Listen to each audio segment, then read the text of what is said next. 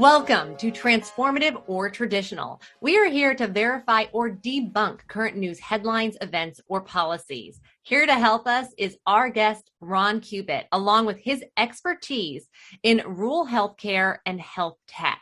Ron, thanks so much for being here. Oh, thanks for having me. I truly appreciate it, Samara. Well, we invited you here because you're an expert. So Ron is the CEO of TeleNeph. They partner with rural hospitals in keeping patients in their communities. TeleNeph delivers nephrology care to rural hospitals and rehab hospitals. I hope I said all that right. That's a lot. That's perfect. Thank you. You're great. So you're very busy, but are you ready to decide transformative or traditional? I am excited. Thank you. Let's go. All right. Okay, so our first article is from MedCity News, and the headline is, New Coalition Aims to Accelerate Responsible AI Innovation to Transform Healthcare. So a team of organizations called AI3C is pushing for AI in healthcare, claiming benefits from faster response rates to reducing equity issues and more. AI3C brings in experts from many fields to catalyze innovation and implementation of AI and healthcare. Is this a transformative partnership for the industry or traditional? Transformative. And not that it's brand new per se, and we can fight on the definition of AI and everything else like that. We're already seeing in radiology that they're utilizing technology to do reading images. We're seeing it in dermatology. But I can even go back in, if you take a look at decision support as well.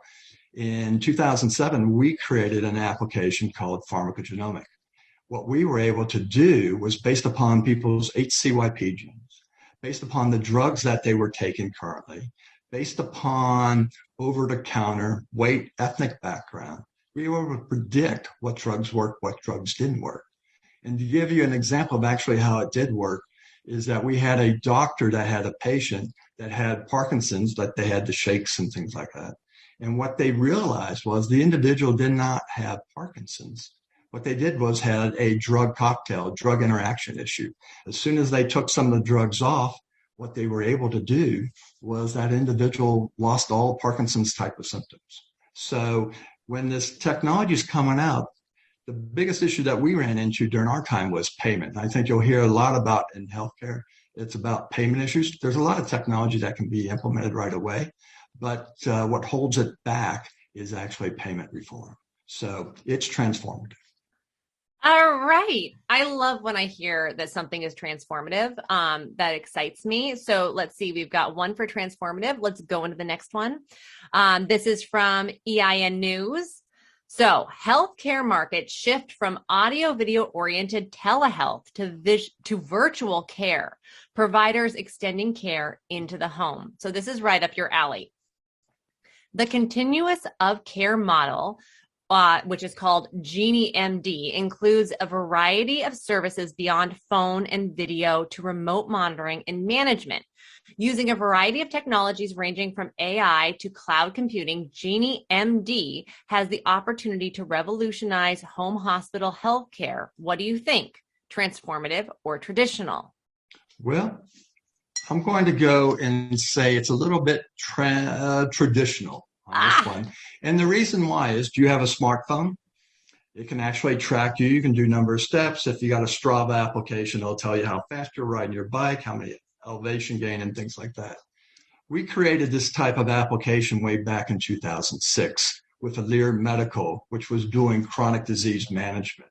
So it's been around. If you also even take a look at health, telehealth has been around in the VA for over 20 plus years. So this is not new. What's really new that's going on is that the positive COVID is actually that people are getting paid for it, that they're able to do the monitoring and things like that. So I would say right now it's, we're providing access, and the good thing is that it is going to the individual's home. So I'm in nephrology, right? If you say 1 million people are on end-stage renal disease, that's about 1 million people. And 50% of those people are 65 and over. 1/3 of them are dependent utilizing a wheelchair or walker. So the ability to actually bring dialysis into the home is a wonderful thing. Today, only 11% is in the home. We have a huge opportunity for people who aren't transport, capabilities in that to be able to get care in the home. So it is, I said traditional, it's new, but it's going to actually open the door for a lot of people of getting care remotely. Well, yeah. So I'm getting what you're putting out here, which is that it's not necessarily transformative, but it's just about time. It's about time. Thank you. All right. So one transformative, one traditional, and we've come to our last article. So the headline, Atlanta healthcare startup looks to end canceled medical appointments one ride at a time. So let's dig in. So transportation issues account for about half of all canceled medical appointments. MedTransGo aims to tackle that issue, as well as various difficulties healthcare providers have faced before during the pandemic. Could this venture-backed startup provide a transformative solution to inaccessible healthcare? What do you think? I'll go transformative.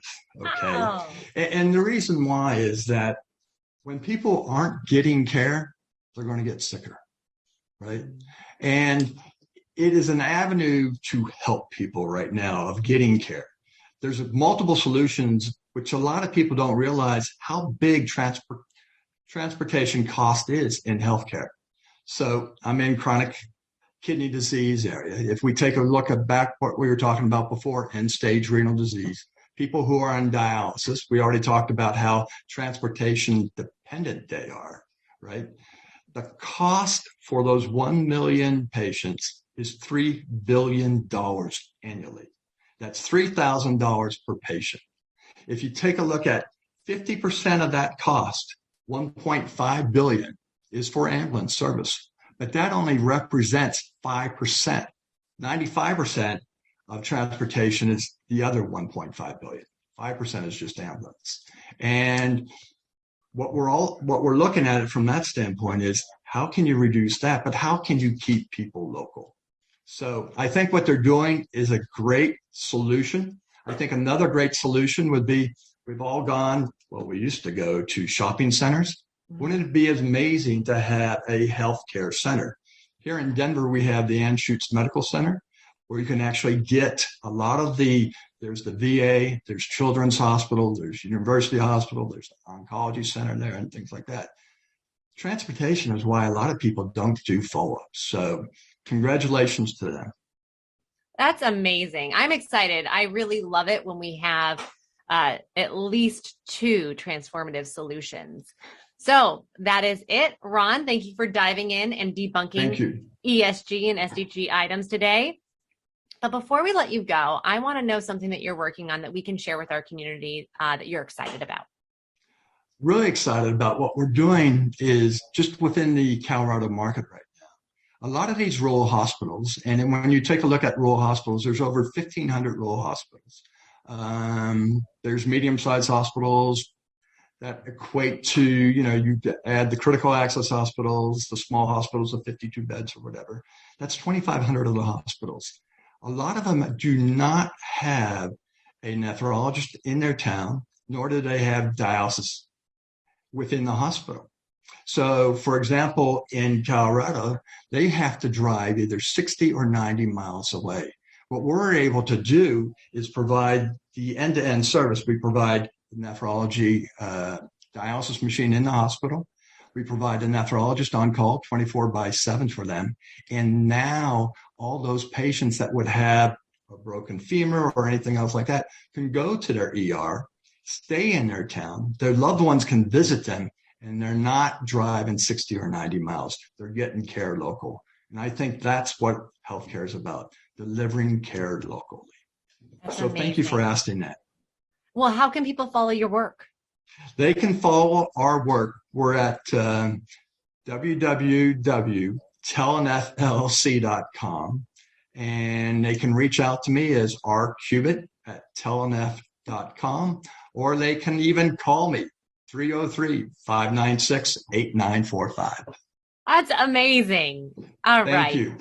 Well, that is it for this week's Transformative or Traditional. If you would like more insight into implementing positive ESG and SDG outcomes, follow Systems Changer on social media or dive into our community think tank of experts. You can find that at systemschanger.com, and that's changer without the E. All right, everybody. See you next week. Thank you.